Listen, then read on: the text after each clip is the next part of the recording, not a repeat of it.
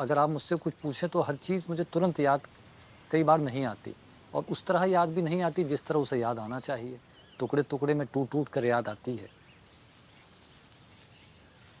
ये विरासत वाली बात बहुत सुंदर कही आप कि हुँ, आपको शिक्षक भी मिली, मिली है। भूलना भी। अ, मतलब मैं दादा को भी देखता हूँ और पता नहीं क्यों कई चीज़ें तो ऐसी हैं कि जो मतलब 20 साल बाद याद आ जाती हैं, लेकिन उस समय याद आती हैं जब उन्हें याद नहीं आना चाहिए और जिस समय जिस चीज़ को याद आना चाहिए, वो उस समय याद नहीं आती। तो कभी-कभी मुझे लगता है कि अ, मौलिकता जो है, उसमें बहुत बड़ा हाथ जो है वो भूलने का भी होता है। अगर बहुत सारी चीज़ें आपको याद रहेंगी, तो कहीं न कहीं वो शोर की तरह होंगी और जब आप भूल जाएँगे, तो वो कहीं न कहीं मौलिकता आपकी बची रह जाएगी। लेकिन भूलना या याद ना होना भी